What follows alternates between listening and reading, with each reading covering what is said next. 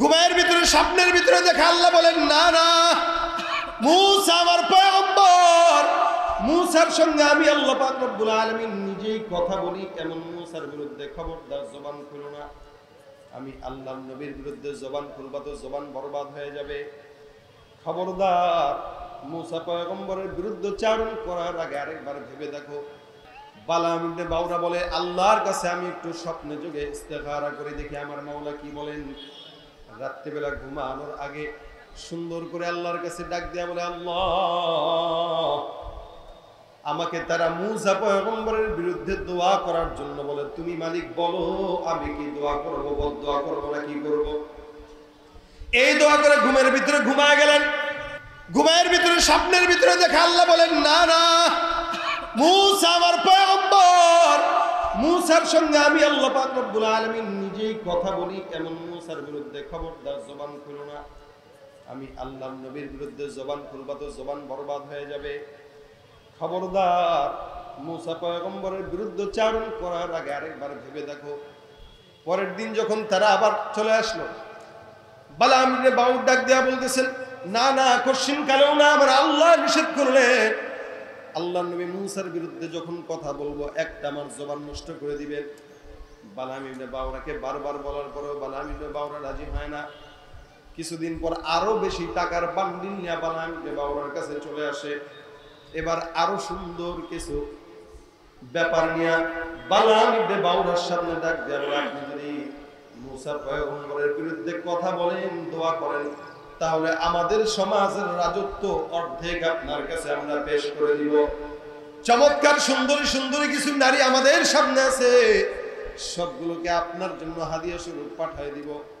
বালাম ইবনে বাউরা বলেন, ঠিক আছে, দ্বিতীয়বার আল্লাহর সঙ্গে পরামর্শ করি। নবীর বিরুদ্ধে চারণ করবে, আল্লাহর সঙ্গে পরামর্শ করার জন্য অনুমতি চায়। রাত্রিবেলা ডাক দেয়া বলে, আল্লাহ, এই বালাম ইবনে বাউরা বলতেছি মূসা নবীর বিরুদ্ধে বদদোয়া করার জন্য মুশরিকরা আমাকে বারবার বলে, মালিক তুমি আমাকে যদি অনুমতি দাও, আমি মূসা পয়গম্বরের বিরুদ্ধে একবার দোয়া করব, তারপর আর জিন্দেগিতেও দোয়া করব না।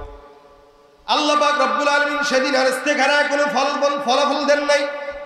সকালবেলা যখন মুশরিকের দলেরা আসে, বালাম ইবনে বাউরা ডাক দেয়া বলে, আল্লাহর কসম, গত রাত্রেও আমি আল্লাহর সঙ্গে ইস্তেখারায় পরামর্শ করলাম, কিন্তু মালিক কিছু বলে নাই। মুশরিকরা ডাক দেয়া বলে, যেহেতু মালিক কিছু বলে নাই, সেহেতু আপনি আল্লাহর নবী মূসার বিরুদ্ধে আপনি একটু বদদোয়া করে দেন। বালাম ইবনে বাউরা ডাক দেয়া বলে, ঠিক আছে, আমি যেখানে যে দোয়া করলে আল্লাহ দোয়া কবুল করে সেখানে যাই। দৌড় দিয়ে সেখানে চলে যায়। ওখানে যাওয়ার পর ডাক দেয়া বলে, আল্লাহ, মূসা পয়গম্বররা যেখান থেকে সামনের দিকে আগায়, ওই জায়গাতেই মূসা পয়গম্বরকে তুমি ঝড় তুফান দিয়ে আটকায় দাও, যেন মুশরিকদের বিরুদ্ধে মূসা পয়গম্বর যুদ্ধ না করতে পারে। আল্লাহর নবী মূসার বিরুদ্ধে বালাম ইবনে বাউরা জবান দিয়ে ডাক দেয়া বলে, আল্লাহ, মূসাকে তুমি আল্লাহ পতন দাও, পতন দাও, পতন দাও, নাউযুবিল্লাহ। আল্লাহর নবী মূসার বিরুদ্ধে পতনের দোয়া করে বালাম। মুশরিকরা সবাই সামনে। মুফাসসিরিন ইকরাম বলেন, বালাম যেহেতু মুস্তাজাবুদ দাওয়া, আল্লাহ পাক রব্বুল আলামিন সাময়িক সময় তার দোয়া কবুল করলেন। মূসা পয়গম্বর যেখানে আছে ওই জায়গায় বিশাল মরুভূমির ঝড় এসে মূসা পয়গম্বরকে আটকায় দিলেন। আল্লাহর নবী মূসাকে আল্লাহ পাক ওহীর মাধ্যমে জানায় দেন, মূসা, বালাম ইবনে বাউরা মুস্তাজাবুদ দাওয়া এমন একজন বুজুর্গ, এত বড় আল্লাহওয়ালা বুজুর্গ হওয়ার পরও টাকার লোভে পড়ে তোমার বিরুদ্ধে চারণ করতেছে। এই কারণে আমরা এখনো পর্যন্ত আফসোস হই না। সমাজের কিছু মানুষরা যদি পাগড়ি মাথায় দিয়া, রুমাল মাথায় দিয়া ইসলামের বিরুদ্ধে চারণ করে, কোরআনের বিরুদ্ধে বলে, আমাদের আফসোস হওয়ার কোনো কারণ নাই, কারণ তারা আগেও ছিল, এখনো আছে, ভবিষ্যতেও থাকবে। ভাইরা আমার, খুব বুঝবেন, টাকার কারণে সমাজের কাছে বিক্রি হয়ে যায়। মুসলমান যারা, ঈমান যাদের দিলে থাকবে, ওই লোকটা কোনোদিন টাকার বিনিময়ে বিক্রি হয় না। আল্লাহর দ্বীনের জন্য, কোরআনের জন্য জানটা দিতে পারে, তবু মান দিতে পারে না, ঈমান দিতে পারে না। কি হবে? নামাজ রোজা ঈমানদারির বড়াই করে, যদি ওই খোদার কোরআন নর্দমাতে থাকে পড়ে। কি হবে? নামাজ রোজা ঈমানদারির বড়াই করে, যদি ওই খোদার কোরআন নর্দমাতে থাকে পড়ে, মসজিদের কোণে বসে জিকির যত করই কোষে, এভাবে যায় না পাওয়া আল্লাহকে, এভাবে যায় না পাওয়া আল্লাহকে।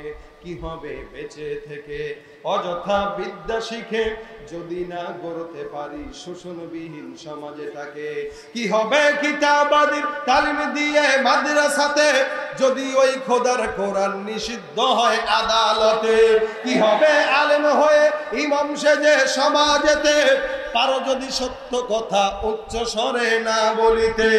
চাকরির ভয় করো যদি ছেড়ে দাও ওই না গদি, চাকরির ভয় করো যদি ছেড়ে দাও ওই না গদি।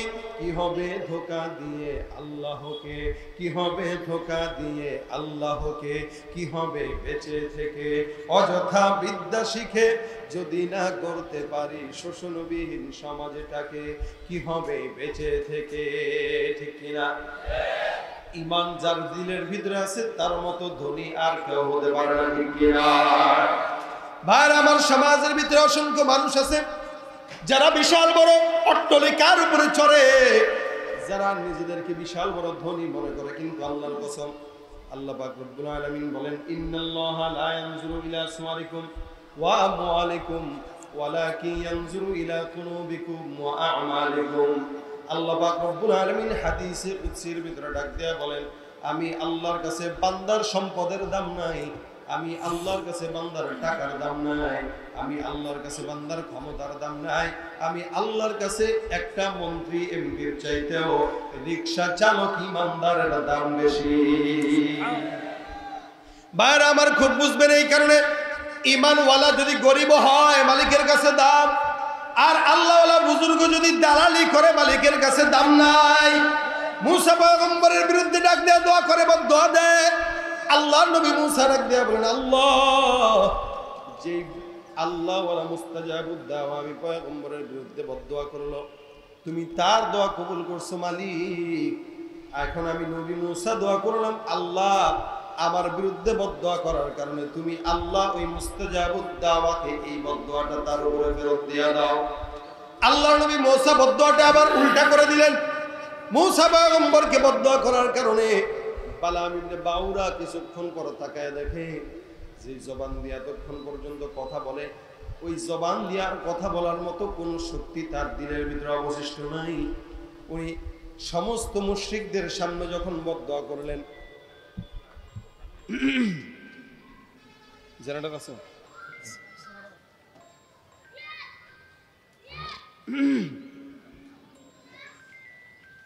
জিকির করেন, লা ইলাহা ইল্লাল্লাহ, লা ইলাহা, লা ইলাহা ইল্লাল্লাহ, লা ইলাহা ইল্লাল্লাহ, লা ইলাহা ইল্লাল্লাহ, লা ইলাহা ইল্লাল্লাহ মুহাম্মাদুর রাসূলুল্লাহ। বলেন তো কোন বেঈমান যদি নবীর বিরুদ্ধে বদদোয়া করে, সেই বদদোয়া তার ঘাড়েই যাবে না নবীর ঘাড়ে যায়? তার ঘাড়েই তো চলে যায়। বালাম ইবনে বাউরা দেখে কিছুক্ষণ পর কথা বলবে, জবান দেয়া কথা নাই।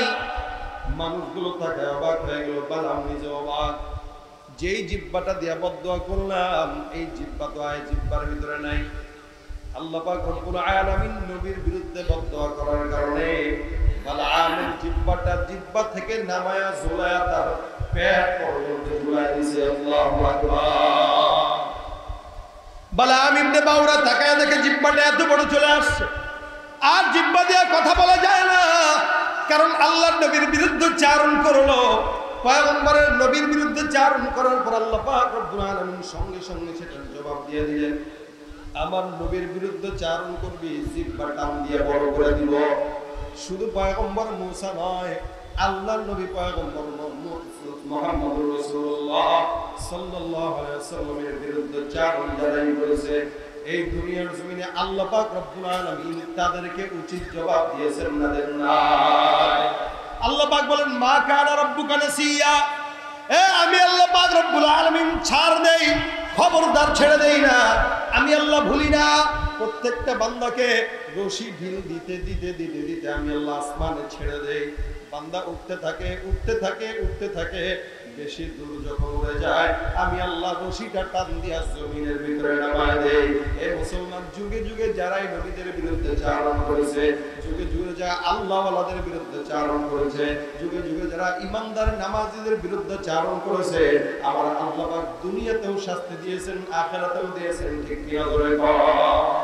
এই কারণে ভাইরা আমার, নিজে হয়তো ইমানদার হন কিন্তু ইমানদারদের বিরুদ্ধে চারণ করেন না। আল্লাহ পাক রব্বুল আলামিন যত সমাজের ভিতরে আযাব গজব দেয় সবগুলো আমাদের গুনাহের কারণে। আজকে নিজের দাড়ি রাখে না কিন্তু অন্য দাড়ি রাখলে বলে জঙ্গিবাদ, নিজে হক কথা বলে না অন্য বললে বলে এ উগ্রবাদ। এ মুসলমান, নিজে দিনের পথে চলে না অন্য চললে বলে মৌলবাদী। আমরা বলতে চাই, আমাদেরকে সমাজের ভিতরে কেউ জঙ্গি বলুক, মৌলবাদ বলুক, উগ্রবাদ বলুক, যা কিছু বলুক না কেন, আল্লাহর দ্বীন কায়েমের জন্য আলেমে দ্বীনরা যেমনে বলবে, জান যদি দেওয়া লাগে, মাল যদি দেওয়া লাগে, জান আর মাল দিয়া দ্বীনের পক্ষে থাকতে রাজি আছেন? কারা কারা হাত তুলে দেখায় দেয়। নারে তাকবীর! বিশ্ব নবীর অপমানে যদি না কাঁদে তোমার মন, মুসলিম নয় মুনাফিক তুমি নবীজির দুশমন। নবীর প্রেমে জীবন দেবে কে আছো নওজোয়ান, তাকবীর তুলে সিংহ শাবক হও তুমি আগুয়ান। তোমার বুকে ঈমানের বল, জবানে আল কুরআন, ভয়ে কাঁপে কাপুর উৎসব আর ধরাধম শয়তান। জীবনের চেয়ে বুকে আছে বেশি নবীজির সম্মান, কেমনে তুমি থাকবে বসে মনে তার অপমান? ঠিক কি না? জবান খুলে তুমি সাচ্চা মুসলমান, নবীর প্রেমে জাগ্রত তুমি নির্ভীক পালোয়ান। তুমি সাচ্চা মুসলমান, নবীর প্রেমে জাগ্রত তুমি নির্ভীক পালোয়ান। শ্রেষ্ঠ নবীর ব্যঙ্গ করে পাপিষ্ঠ আর বদনসিব, আমরা তাদের ঘৃণা জানাই ধিকি ধিকি ধিকি শতধিক। জাতিসংঘের কাজে কি হবে দর্শক হয়ে থাকে বেচু, সাম্প্রদায়িক সম্প্রীতি আর যাচ্ছে ভেঙে পাচ্ছে লোক। আজকে যারা কুলাঙ্গারের পক্ষপাতী করছো সব, তোমরা কেহ ছাড় পাবে না, সত্য ধরা পড়বে ঠিক। হবে ধিকৃত হবে বিশ্ব জুড়ে, নিন্দা কুড়াবে জাগলে মুসলমান, জাগলে মুসলমান। সবাই সাচ্চা মুসলমান, ঈমান তোমার ধন, নবীর প্রেমে নির্ভীক পালোয়ান। তুমি সাচ্চা মুসলমান, ঈমান তোমার ধন, নবীর প্রেমে জাগ্রত তুমি নির্ভীক পালোয়ান। লিল্লাহি তাকবীর! বিশ্ব নবী যেখানে আমরা আছি সেখানে, জবান খুলে বিশ্ব নবী যেখানে আমরা আছি সেখানে, ওলামায়ে কেরাম যেখানে আমরা আছি সেখানে, গাঞ্জাখোর যেখানে আমরা আছি সেখানে। ঠিক কি না? এই স্লোগানটা কি শুধু মুখের স্লোগান না দিলের স্লোগান? বলেন। দিলের স্লোগান। অন্তরে? অন্তরে না। আমরা অধিকাংশ এখন নামে নামে মুসলমান, যার কারণে আমাদের হালত হইল যারা কথা বলে জেলখানায় তারা, আর আমরা যারা সামনে থেকে এদেরকে উস্কানি দিই, এরা আমরা সবাই এখন খিচুড়ি আর তেহারি খাই। আমাদের অবস্থা কি জানেন? ইযহাব আনতা ওয়া রাব্বুকা ফাকাতিলা ইন্না হাহুনা কাঈদুন। হুজুর আপনারা যান, আমরা তো আছি, আমরা আছি। এজন্য স্লোগান এটা হয় যে জিহাদ জিহাদ জিহাদ চাই, পুলিশের পিঠে থাকলে আর নাই। ঠিক না? অবস্থা হওয়া দরকার ছিল এটা, ইযহাব আনতা ওয়া রাব্বুকা ফাকাতিলা ইন্না মাআকুমা জাহিদুন। আপনারা থাকেন দিনের পথে, আমরা পিছে না, বরং আমরা সামনে আছি। আমরা কোথায় আছি? সামনে আছি।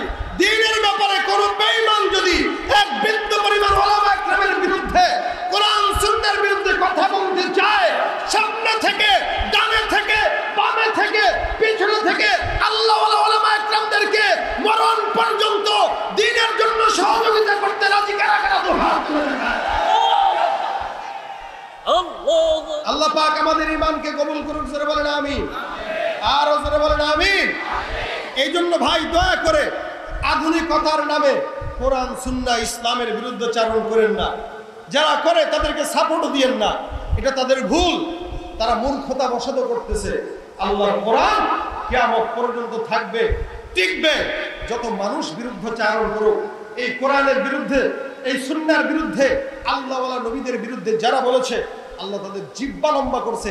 আমরা ইতিহাস জানি, এমনও মানুষ আছে যারা বাথরুমে যেয়ে মারা গেছে। কাদিয়ানির অবস্থা জানেন না আপনারা? গোলাম আহমদ কাদিয়ানি বাথরুমে পড়ে মারা গেছে। যারা এই সমস্ত কাজ করবে ওদের হালত এমনই হবে। এখানে শিক্ষা নেওয়া উচিত। বিরোধিতা করবেন না, মহব্বত করতে না পারেন চুপ থাকেন, ভালো না লাগে চুপ থাকেন, বিরুদ্ধে চারণ করেন না। কারণ রাসূল করিম সাল্লাল্লাহু আলাইহি ওয়াসাল্লাম বলেছেন, হয়তো মহব্বত করো, নয়তো সহযোগিতা করো, নয়তো আলেম হও, নয়তো আলেম বানাও, কিন্তু 5 নম্বর হয় না, অর্থাৎ আলেম বিদ্বেষী হয় না। আলেম বিদ্বেষী হইবা তো যারা আলেম বিদ্বেষী ছিল, আবু জাহেল উতবা সাহেবা, তাদের সঙ্গে জাহান্নামে যাওয়া ছাড়া কোনো উপায় নেই। আর কোরআন ওয়ালা হবা, সুন্নাত ওয়ালা হবা, নবীর সঙ্গে, সাহাবার সঙ্গে, ওলি বুজুর্গদের সঙ্গে, পীর মাশায়েখদের সঙ্গে বিনা হিসাবে জান্নাত হয়ে যাবে ইনশাআল্লাহ। এজন্য দ্বীনের পক্ষে থাকবো ইনশাআল্লাহ। রাজি আছেন ইনশাআল্লাহ? আল্লাহ পাক থাকার তৌফিক দান করুন বলেন আমিন। যত জঙ্গি বলুক, থাকতে গেলে কেউ বাধা দিবে, থাকতে গেলে কেউ উল্টাপাল্টা কথা বলে, জঙ্গিবাদ মৌলবাদ বলবে, এটা বলুক, আমাদের কোনো আপত্তি নেই। জঙ্গি বললেও দিন শেষে আমাদেরকে দিয়েই জানাজার নামাজ পড়ায়। এই বেহায়া কোনোদিন কোনো ডাক্তারকে দিয়ে পড়ায় না, ইঞ্জিনিয়ারকে দিয়ে পড়ায় না। আজকে যারা বলে যে কত ইঞ্জিনিয়ার হয়েছে, 1000 হাফেজের ভিতরে 1000ই 100টাই দেখবেন খারাপ। যেগুলো 1000 যদি কেউ ইঞ্জিনিয়ার হয়, এরা দেশের জন্য করছে। হ্যাঁ, দেশের জন্য করে, দিনের জন্য পারে না। জানাজার জন্য তাদেরকে লাগে না, জানাজার জন্য এই হাফেজে কোরআনকেই লাগে। এই জন্য অন্তত নিজের 5টা সন্তান থাকলে 4টাকে যদি ডাক্তার ইঞ্জিনিয়ার বানান, 1টাকে আলেম বানান। কেন? ওই ডাক্তার ইঞ্জিনিয়ার জানাজা পড়াইতে আসবে না, আলেমটাই আসবে। এই জন্য আলেম দরকার আছে না নাই? সত্যের পক্ষে গান গাই বলে আমি বিদ্রোহী, সত্যের পথে ডাকি বলে আমি বিপ্লবী। সত্যের পক্ষে গান গাই বলে আমি বিদ্রোহী, সত্যের পথে ডাকি বলে আমি বিপ্লবী। কোরআনের কথা বলি তাই বলে আমাকে মৌলবাদী, কোরআনের কথা বলি তাই বলে আমাকে মৌলবাদী। জিহাদের কথা বলি তাই বলে আমাকে জঙ্গিবাদী। কেন বিদ্রোহী বিপ্লবী মৌলবাদী বলে জঙ্গিবাদী? জন্মের পরে কানে আজান কি দেয়নি, তুমি মৌলবাদী ছাড়া হওনি। জন্মের পরে কানে আজান কি দেয়নি, তুমি মৌলবাদী ছাড়া হওনি। আবার মরণের পরে জানাজা পড়াবে, তখন কোথায় পালিয়ে যাবি? বিদ্রোহী বিপ্লবী মৌলবাদী কেন জঙ্গিবাদী? বিদ্রোহী বিপ্লবী মৌলবাদী কেন জঙ্গিবাদী? কি মনে করে ওই হনুমান, দাড়ি টুপি দেখলেই তালেবান? কি মনে করে ওই হনুমান, দাড়ি টুপি দেখলেই তালেবান? আবার সিংহের চাইতে বেশি ভয় পায়, বাঘের চাইতেও বেশি ভয় পায় মাথায় পাগড়ি দেখে যদি। বিদ্রোহী বিপ্লবী মৌলবাদী কেন জঙ্গিবাদী? বিদ্রোহী বিপ্লবী মৌলবাদী কেন জঙ্গিবাদী? বিদ্রোহী বিপ্লবী মৌলবাদী কেন জঙ্গিবাদী? ঠিক না? হকের পক্ষে আল্লাহ পাক আপনাকে, আমাকে, আমাদের সকলকে কবুল করে বলেন আমিন।